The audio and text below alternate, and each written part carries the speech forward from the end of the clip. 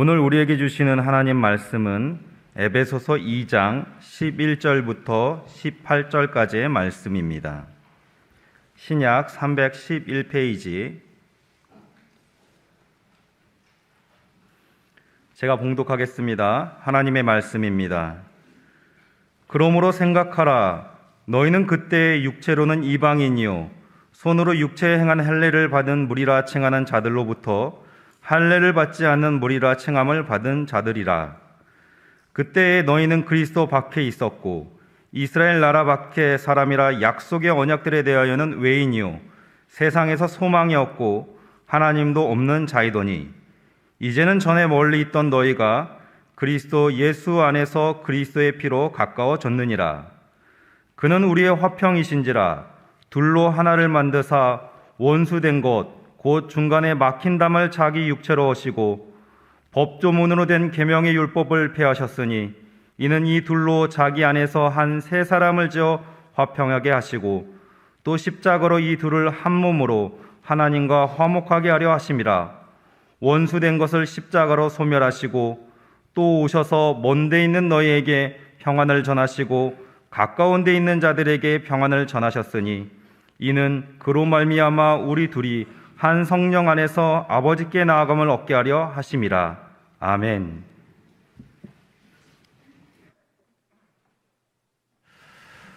네, 우리 사랑하는 성도 여러분, 지난 한 주간 동안 모두 평안히 잘 지내셨습니까?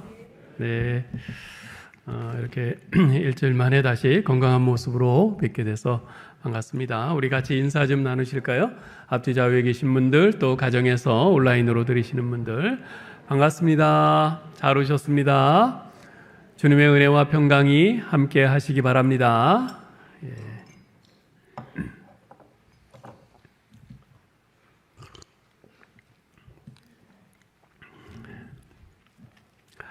오늘은 회복의 십자가라는 제목으로 말씀을 전하겠습니다. 영국의 유명한 시인인 로드 바이런이란 분이 있는데요. 이분이 대학 다닐 때 종교학 시험을 치르게 됐는데요. 시험 문제가 뭐였냐면 요한복음 2장에 나오는 물이 변하여 포도주가 된 기적에 대해 기술하라는 것이었어요. 요한복음 2장에 보면 가나의 혼인잔치에서 우리 예수님께서 물로 포도주를 만드신 그 이적 사건이 나오잖아요. 그것에 대해서 기술하라는 게 문제였습니다. 다른 사람들은 열심히 이제 머리를 쥐어짜면서 답안지 가득히 써내려가는데 바이런은 단 한 문장으로 딱 끝내고는 나갔어요. 뭐라고 쓴지 아세요? 물이 그 주인을 만남에 얼굴이 붉어졌도다. 기가 막히죠? 예? 물이 주인, 예수님이 주인이시잖아요. 물을 만드신 주인이시잖아요. 그분을 만나니 얼굴이 붉어졌다. 포도주 붉은색을 이렇게 묘사를 한 거죠. 정말 멋지죠. 시인이 달리 시인이 아닙니다. 지금 우리가 에베소서 2장을 보고 있는데요. 맨 마지막 부분인 에베소서 2장 19절로 22절은 지난 부활절 때 미리 설교를 했기 때문에 오늘 본문이 에베소서 2장의 마지막 설교인데요. 에베소서 2장의 내용을 딱 한 문장으로 요약할 수 없을까 한참 생각하다가 불현듯 예전에 들었던 로드 바이런 이야기가 떠올라서 저도 좀 흉내를 내봤습니다. 자, 이렇게 흉내를 내봤어요. 절망의 과거가 십자가를 만남에 소망의 현재로 회복되었도다. 어떻습니까? 좀 그럴듯한가요? 마지 못해서 그러시면 여러분 성에 안 차시더라도 전 시인이 아니니까 그냥 이 정도로 봐주셔요. 근데 꼭 이래요. 지금 2장 내용이 이겁니다. 아무런 소망이 없던 절망스러웠던 우리의 과거가 예수 그리스도의 십자가를 만나 소망으로 가득한 현재로 바뀌었다는 거죠. 네. 여러분, 십자가는요, 우리 기독교를 대표하는 상징물이라 해도 과언이 아닌데요. 십자가는 단순히 예수 그리스도께서 우리 죄를 대신해서 달려 죽으신 곳, 그 정도 의미가 아닙니다. 십자가의 의미는 훨씬 더 깊고 넓고 풍성합니다. 뭐 이 시간에 그것을 다 말씀드릴 수는 없지만 중요한 그 가운데 중요한 것을 하나 좀 오늘 말씀을 드리려고 그래요. 여러분, 십자가는 세로 막대기와 가로 막대기 두 개의 막대기로 되어 있죠. 십자가의 세로 막대기가 나와 하나님과의 수직적인 관계를 상징하고 가로 막대기가 나와 다른 사람의 수평적인 관계를 상징한다는 사실은 잘 알고 계실 것입니다. 즉 예수 그리스도의 십자가는 예수 그리스도로 말미암아 내가 하나님과 화목하게 되었을 뿐만 아니라 나와 다른 사람들이 그리스도 안에서 화평케 되었다는 사실을 웅변적으로 보여주는 것이죠. 에베소서 2장이 꼭 그렇습니다. 에베소서 2장은 두 부분으로 나눌 수 있는데요. 지난주까지 살펴본 2장 1절로 10절까지가 전반부고요. 11절로 마지막 22절까지가 후반부입니다. 전반부인 1절에서 10절까지에서는 영적으로 죽었던 한 개인이 어떻게 구원받아 하나님의 자녀가 되었는가에 대해서 말씀해주고 있습니다. 즉 내가 또는 여러분 한 사람이 어떻게, 우리가 영적으로 다 죽었던 사람인데 어떻게 구원받아 하나님의 자녀가 되었는가, 이것을 1절에서 10절까지 해서 말씀을 해주고 있습니다. 그런데요, 하나님의 구원은 한 사람 한 사람 개인을 살리는 차원에서 끝나지 않습니다. 개인적인 차원에서의 구원은요, 공동체적인 차원의 구원으로 확대됩니다.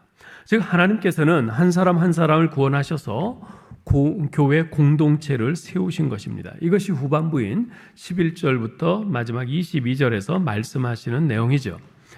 자, 그러나 우리 구원이 개인적 차원이든 공동체적 차원이든 한 가지 공통 분모가 있는데요. 그것은 앞서 말씀드린 것처럼 절망적이었던 우리의 과거가 예수 그리스도의 십자가를 통해 소망의 현재로 바뀌었다는 것입니다.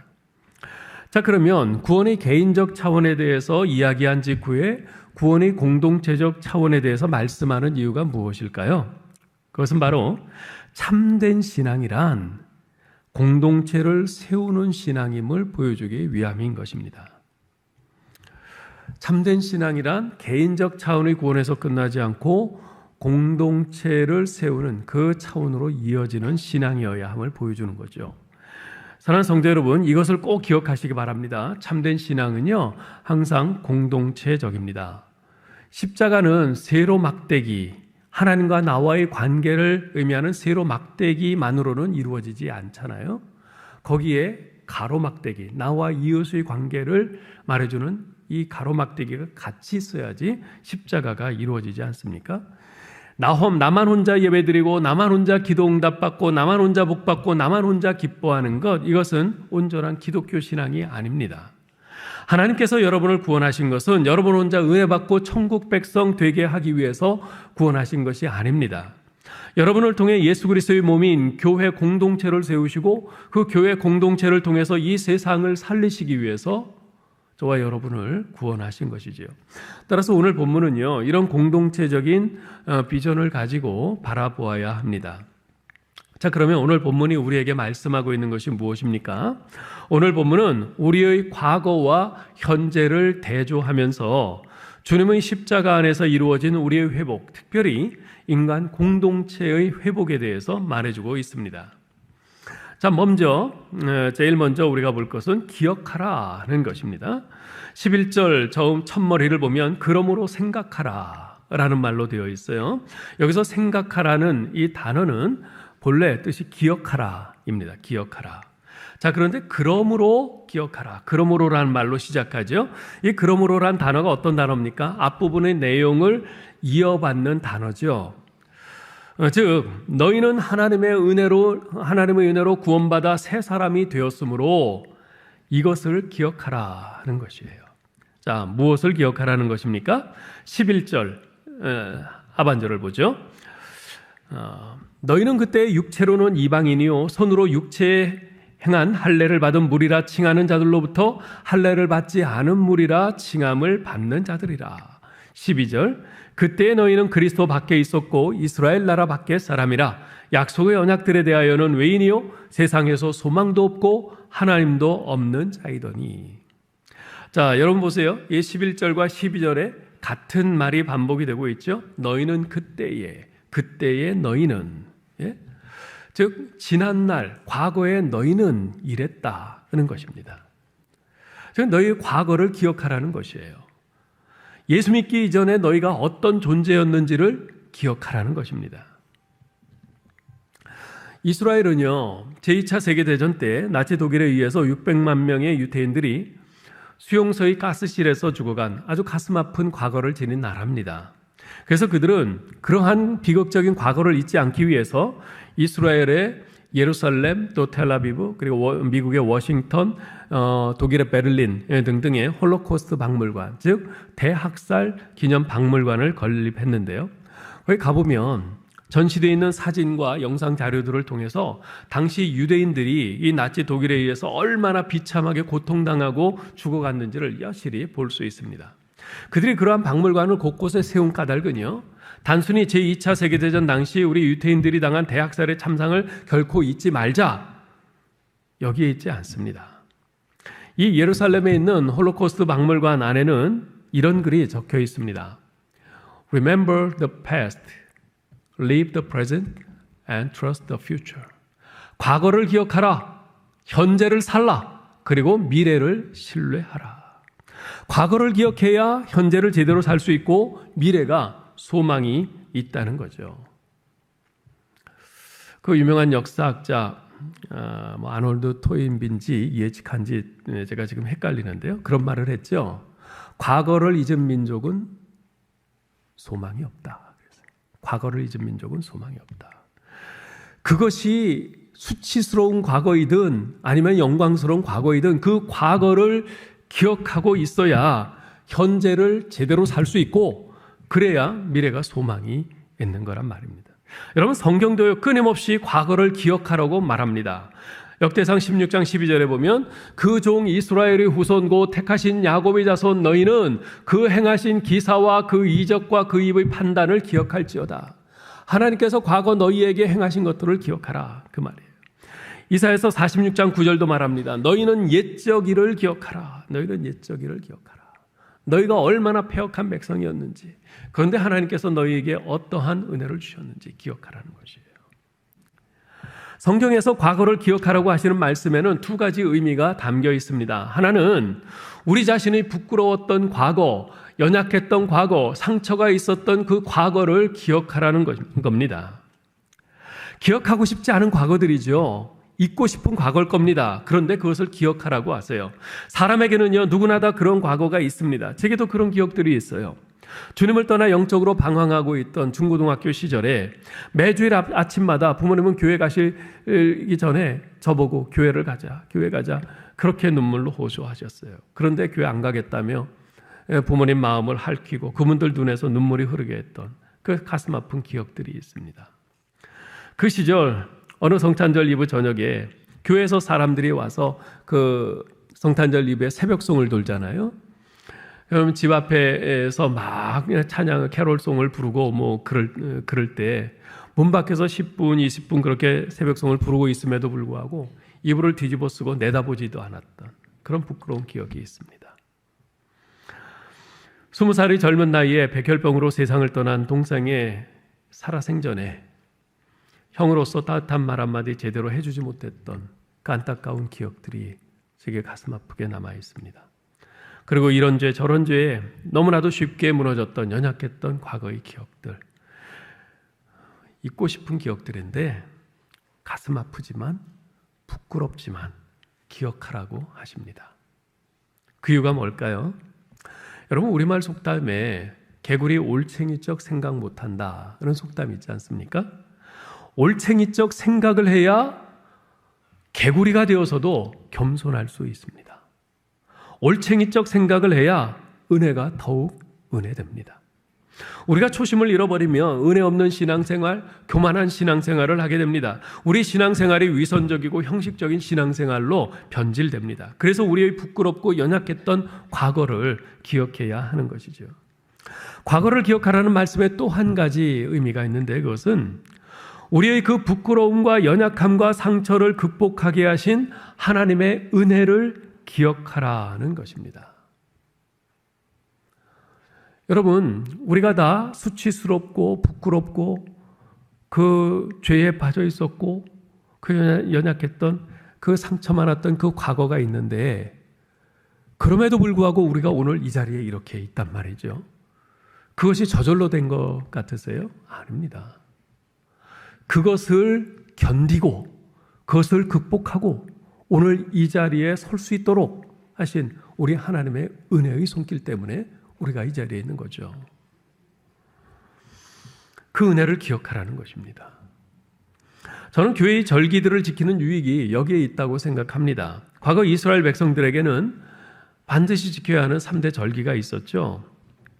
첫 번째, 유월절입니다. 그 유월절을 지키면서 그들은 애굽에서 자신들을 구원하신 하나님의 그 구원의 은혜를 상기했습니다. 그 다음이 오순절인데요. 오순절을 지키면서 그들은 자신들을 하나님의 백성, 하나님 나라 삼으시고 자신들에게 율법을 주신 하나님의 은혜를 기억했습니다.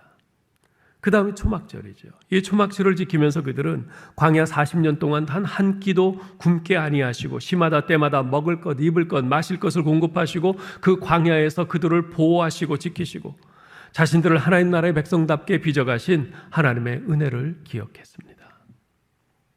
오늘날 우리 그리스도인들은 고난주간, 부활절, 성령 강림절, 추수감사절, 대강절, 성탄절 등의 절기를 지킵니다.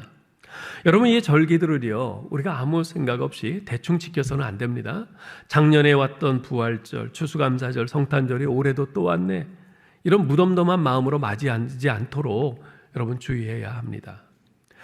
여러분, 다음 주일이 6월 5일인데 다음 주일이 무슨 주일인지 아세요? 절기상으로? 성령 강림절입니다. 다음 주일이 성령 강림절이에요. 구약시대로 표현을 하면 오순절이죠. 오순절. 자, 이 오순절, 성령 강림절을 우리가 어떻게 맞아야 하겠습니까? 2000년 전 오순절에 성령께서 강림하셨을 때는 한 곳에 모여 기도하던 120명의 성도들이 성령의 충만함을 받고 성령의 말하게 하심을 따라서 하나님의 큰 일을 사람들에게 증거했는데, 그래서 그들은 그 사람들로부터, 그 군중들로부터 정말 아침부터 술에 취해서 헛소리 안에 뭐 이런 조롱을 받으면서도 예수 그리스도의 십자가와 부활을 증거했는데, 그 결과 성령의 역사하심으로 그 모인 무리들 가운데 3,000명이나 되는 많은 사람들이 회개하고 다 예수를 믿게 되었는데, 오늘 우리는 일주일 앞으로 다가온 이 성령 강림 주일을 맞으면서 이 한 주간을 어떻게 보내야 할까요? 주님께서는 이 절기에 내가 어떻게 하기를 원하실까요?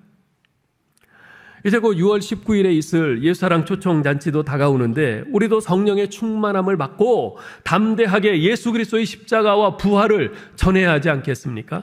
아니, 그렇게까지는 못한다 하더라도 믿음의 용기를 짜내서 초청장을 전해주면서 꼭 한 번만 이날 교회에 와보세요 하고 초청해야 하지 않겠습니까? 그것이 이 성령 강림 주일을 제대로 맞이하는 것 아니겠어요? 사랑하는 성도 여러분, 여러분 혹시 내 인생에 하나님의 은혜가 들어오지 않았다면 과연 나는 지금 어떤 인생을 살고 있을까? 주님이 나를 구원하지 않으셨다면 과연 나는 지금 어떤 존재가 되어 있을까? 이걸 생각해 보신 적이 있습니까? 여러분, 과거를 기억해야 합니다. 과거를 기억해야 돼요. 주님 없이, 주님을 모르고 살았던 과거의 내 모습을 기억해야 합니다.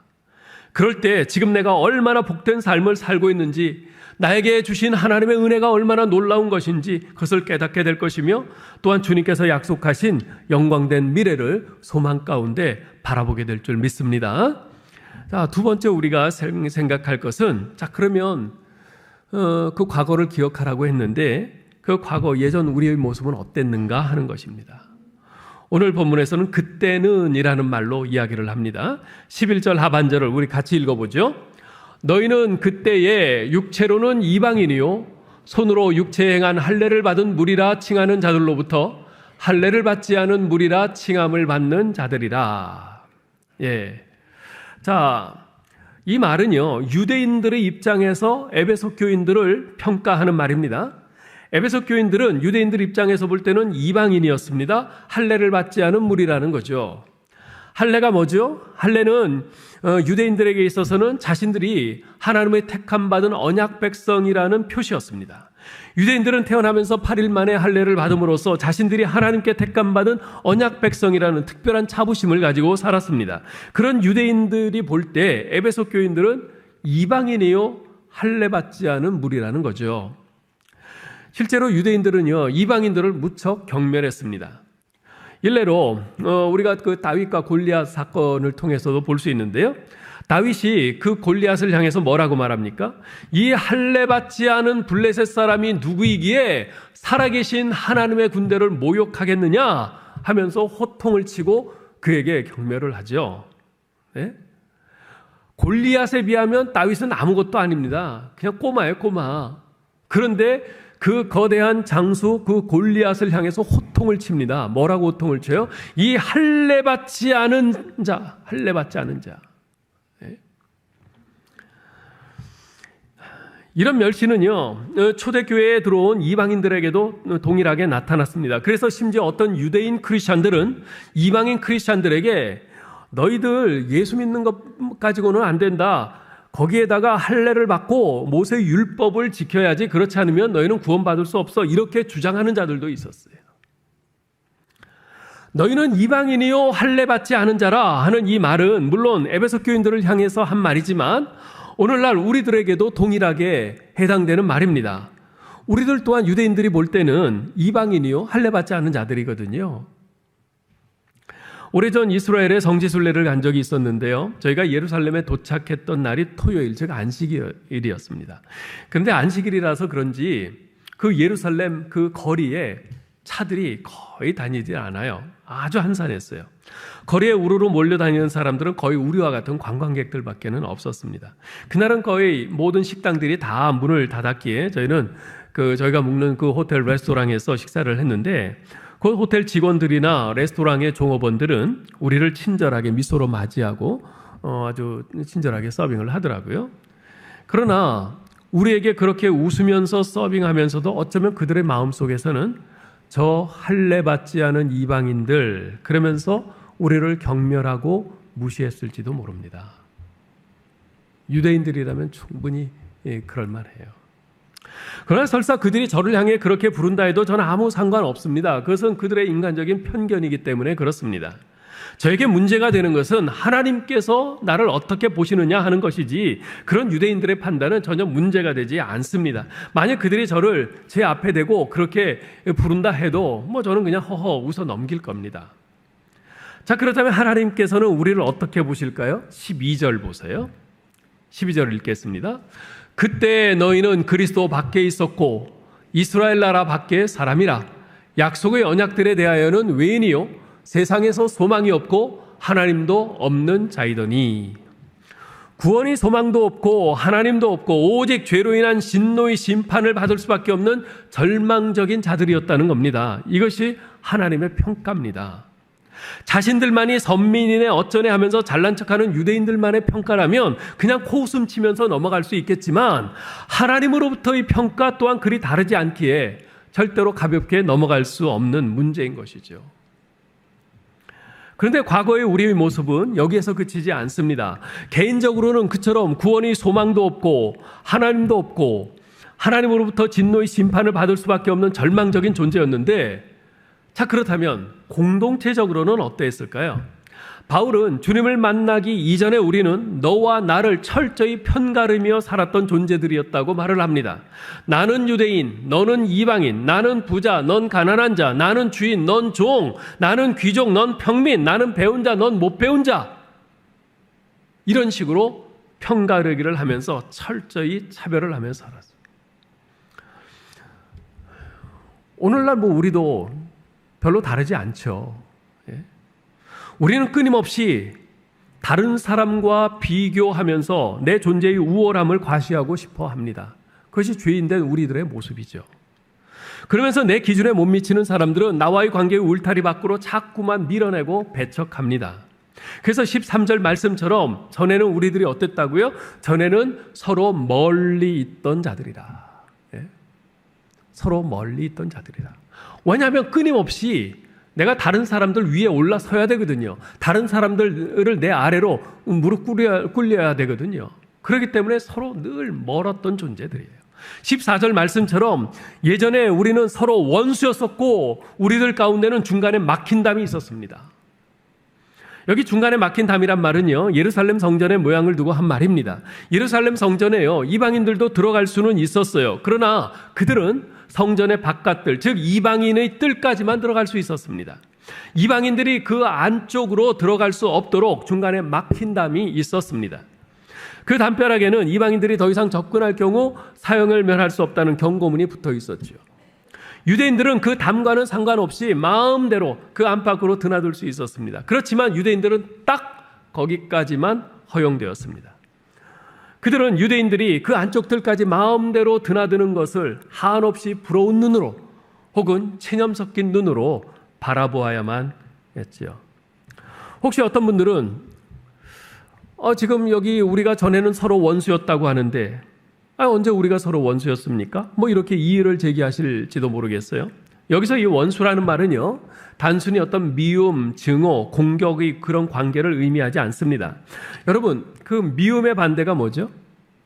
미움의 반대는 사랑이 아니라 무관심이다. 이런 말 들어보셨죠? 그렇습니다. 미움의 반대는 사랑이 아니라 무관심이에요. 서로가 서로를 필요로 하지 않는 관계. 난 내가 필요 없어. 난 너 없이도 괜찮아. 이런 관계가 모두 서로 원수의 관계입니다. 즉 개인주의가 원수 관계의 본질인 것이죠.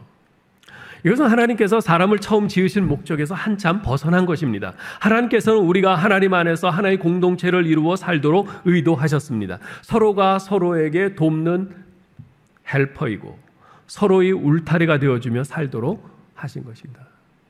그러나 오늘날 어떻습니까? 오늘날은 개인주의로 팽배해 있어요. 그러한 개인주의는 교회 안에도 도사리고 있죠. 화성교회에 등록하여 적을 두고 예배에 참석하고 성경 공부와 봉사에도 참여하지만 정작 다른 교우들에 대해서는 별로 관심을 갖지 않습니다. 서로 교제하면서 나도 상대방을 알고 상대방도 나를 알도록 해야 되는데 그런 것은 꺼려해요.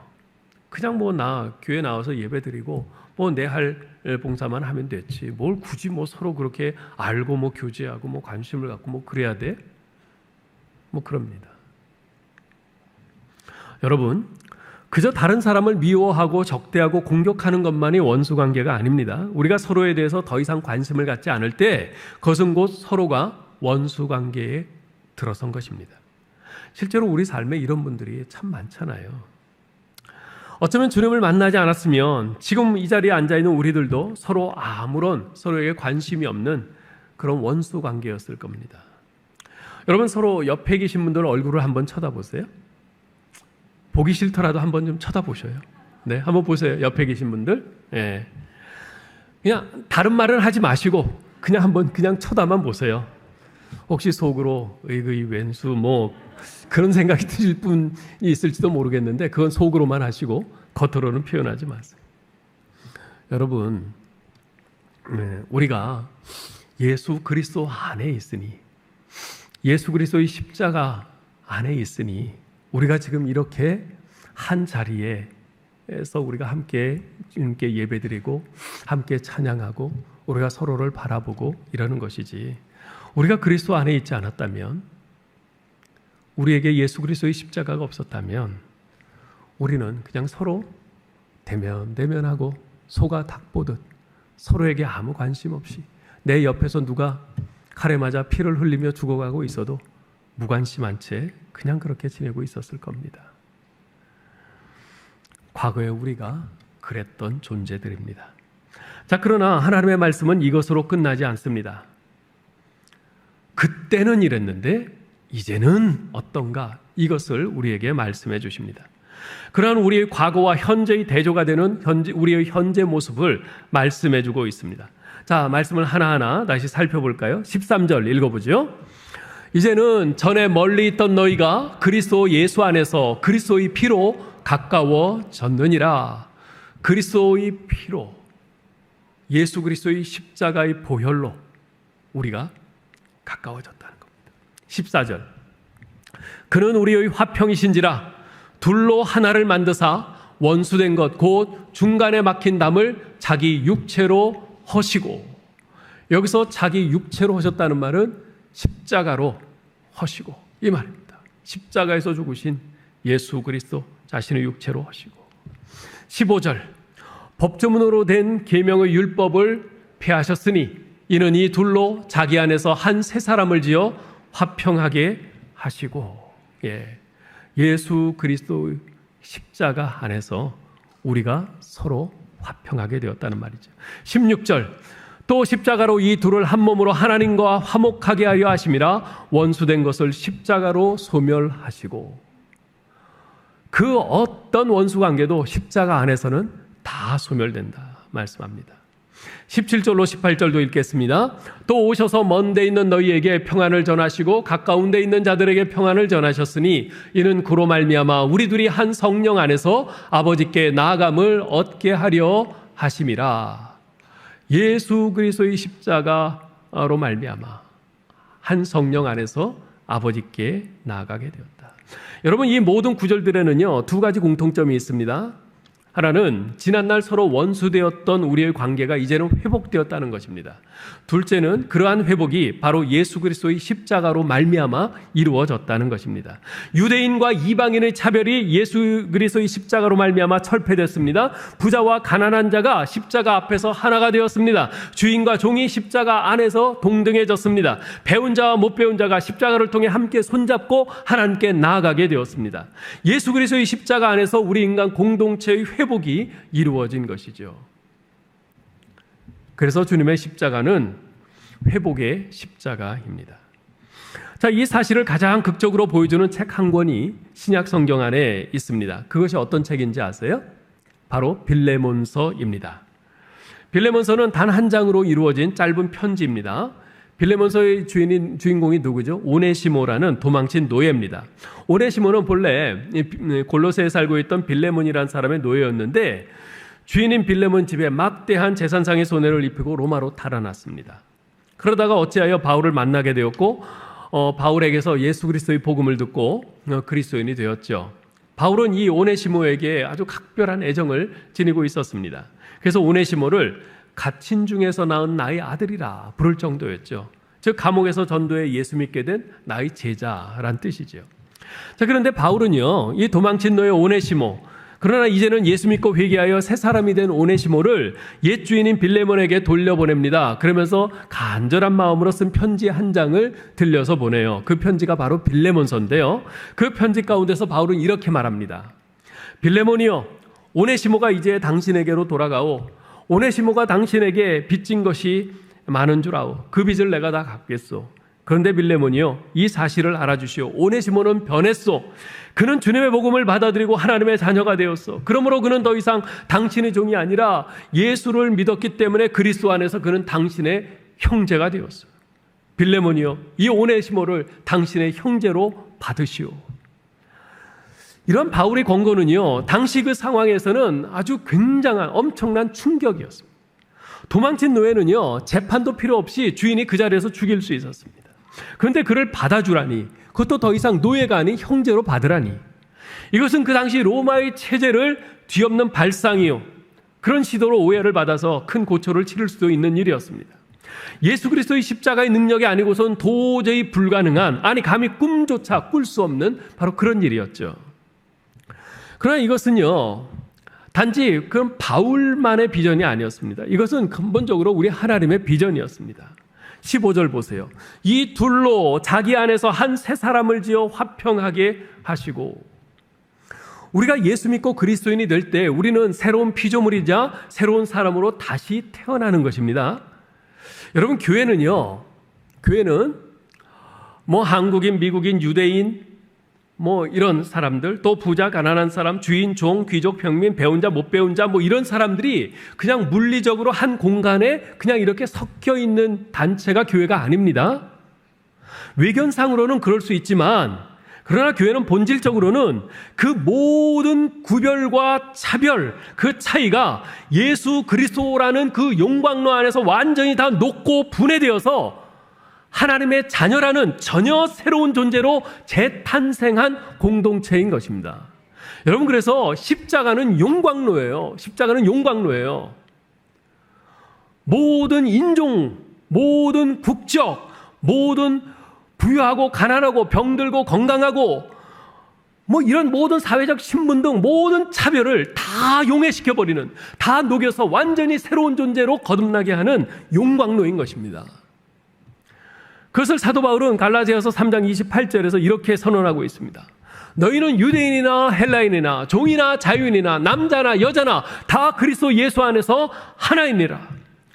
그리스도 예수 안에서는요, 우리의 국적, 인종, 사회적 신분, 성별, 학력, 경제적 형편, 집안 배경, 건강 유무 등이 더 이상 아무런 문제도 관심거리도 되지 않으며 오직 하나님의 자녀라는 단 하나의 신분만이 존재할 뿐인 것입니다. 그래서 교회에서는 우리 성도들이 서로를 어떻게 부릅니까? 형제님, 자매님 이렇게 부르는 겁니다. 우리 사랑하는 형제자매 여러분, 이제 옆에 있는 분들을 다시 한번 보시기 바랍니다. 다시 한번 보세요. 좀 쑥스럽죠? 이번에는 서로 쳐다보시면서 서로 손을 좀 잡아보세요. 서로 손을 좀 꼭 잡아보셔요. 그리고 서로에게 이렇게 말해 주십시오. 형제님 또는 자매님, 주님의 십자가 안에서 우리는 하나입니다. 네, 형제님, 자매님 고개 빠졌어요. 다시 한번 해보죠. 형제님 또는 자매님, 주님의 십자가 안에서 우리는 하나입니다. 예, 그렇습니다.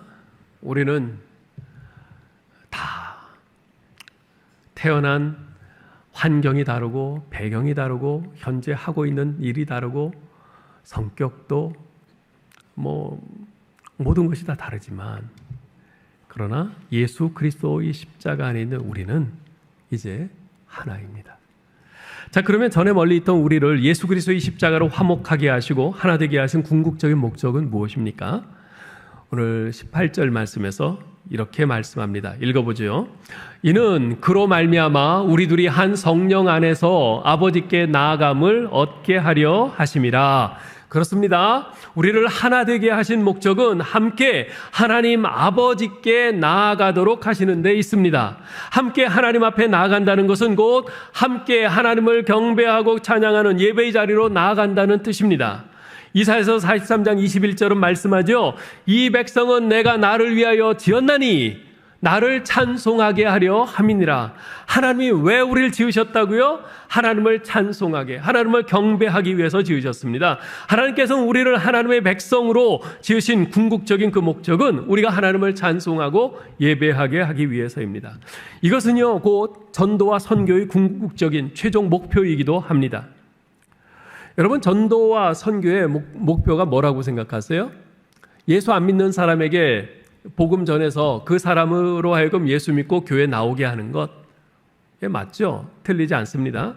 그런데 거기서 한 걸음 더 나아갑니다.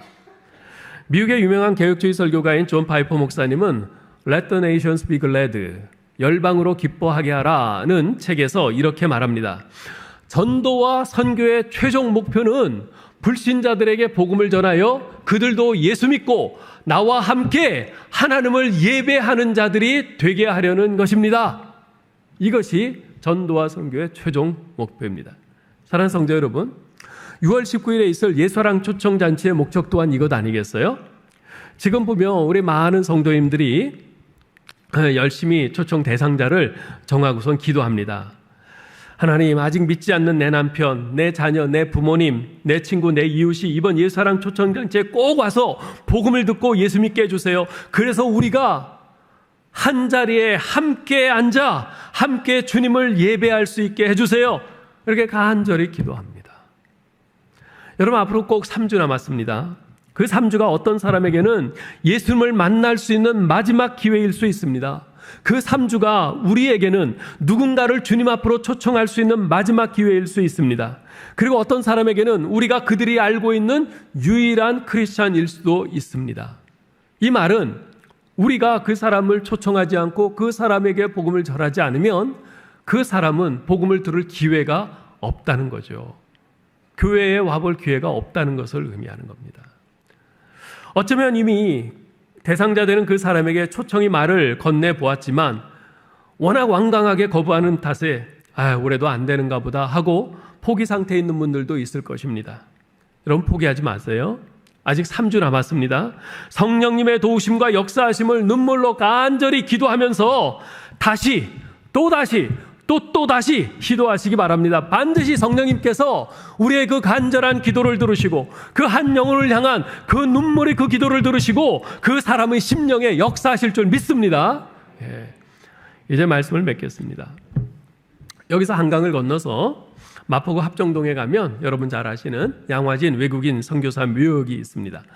그곳에 묻힌 분들은 대부분 미국, 영국, 캐나다, 호주 등 서구 선교사님들이 묘인데요. 근데 그곳에 일본 사람으로서 유일하게 묻힌 분이 계세요. 소다 가이치라는 분인데요. 그분은 일본인이면서도 일제강점기 때 이 땅의 고아들을 가슴에 품고 평생을 사셨던 분입니다. 그가 일본인이면서도 우리 한국인을 품고 한국인을 위해서 평생을 살아갈 수 있었던 것은 민족과 이념과 사상을 뛰어넘게 만드는 복음의 능력, 십자가의 능력 때문이었습니다. 근데 그분이 그처럼 우리 한국인을 사랑해서 한국인을 위해서 평생을 바치게 된 데는 사연이 있었습니다. 한 번은 그분이 중국에 있을 때 중국에서 길을 가다가 쓰러져서 거의 죽게 됐어요. 그런데 자신이 일본인이었음에도 불구하고 자신을 도와준 이름 모를 어느 한국 청년, 그 청년의 도움을 받아서 극적으로 살아날 수 있었다고 합니다. 근데 아마도 그 청년이 예수 믿는 청년이었던가 봐요. 그렇게 한 젊은이의 선한 사마리안 같은 그 사랑과 섬김을 통해서 이 말할 수 없는 감동을 받은 이분이 예수 믿게 되었고, 그래서 남은 평생을 자기 나라 일본에게 고통받고 있는 우리 한국인들을 위해 살겠노라 결심한 거죠. 사랑하는 성도 여러분, 주님께서는 우리들 서로 간에 막힌 담을 허무시기 위해서 십자가의 길을 걸어가셨습니다. 그 은혜로 우리가 한 세 사람이 되어 함께 하나님께 나아가 예배할 수 있게 되었습니다. 주님께서는 이제 우리도 그 십자가의 길을 가라고 말씀하십니다. 그래서 여기저기 막힌 담들을 헐고 무사람들이 주님께 나아가 함께 예배할 수 있게 하라고 하십니다. 일제강점기에 우리를 지배하고 있던 바로 그 일본인, 그 죽어가는 일본인을 그냥 내버려 두지 않고 살려줄 수 있었던 것이 십자가의 능력이라면, 그리고 그 사랑을 받고 변화되어서 예수 믿고 남은 평생을 이 땅에서 속죄하는 마음으로 이 땅에 그 고아들을 위해서 가슴에 품고 섬기며 살게 했던 것이 십자가의 능력이라면, 지금 여러분이 초청 대상자로 생각하고 있는 사람, 그 사람이 아무리 완강하게 지금 거부하는 반응을 보인다 한들 어찌 그 사람을 못 녹이겠습니까? 십자가의 능력이 그렇게 허접하지 않습니다. 예수 그리스도의 십자가의 능력은 용광로입니다. 그 어떤 사람도 녹일 수 있는 용광로입니다. 여러분, 그리스도의 십자가는 회복의 십자가인 줄 믿습니다. 아무쪼록 십자가의 능력을 붙들고 우리가 이번 예수사랑 초청잔치를 앞두고서 여러분 마음에 작정하신 그 대상자를 위해서 또 기도하시면서 그를 초청하실 수 있기를 주님의 이름으로 축원합니다. 하나님 은혜를 감사합니다. 저희에게 예수 그리스도의 십자가를 통해 우리 하나님과 원수되었던 저희를 하나님 자녀되게 하시고, 또 서로에게 담을 쌓고 원수로 살던 우리를 그 담을 허물고 가까워지고 함께 손잡고 우리 하나님을 예배하는 자리로 나올 수 있게 하신 우리 주 예수 그리스도의 십자가의 능력을 찬양합니다. 주님, 이제 우리도 주님의 분부하심에 따라 그 십자가의 능력을 붙들고 그 십자가의 사랑으로 나아가기를 원합니다. 특별히 이번 예수사랑 초청잔치에 우리가 마음속에 작정하고 주님 앞으로 초청하기를 원하는 그들을 위해서 내가 십자가에 대신 못 박히는 심정으로 계속해서 눈물로 간구하고 또 간구하게 하시고, 그러한 가운데 성령께서 역사하시사 그들이 우리의 초청의 말을 들을 때에 그 마음이 열리게 하시고 무너지게 하시고 주님 앞에 나올 수 있도록 은혜 위에 은혜를 더하여 주옵소서. 우리 주 예수 그리스도의 이름으로 기도하옵나이다. 아멘.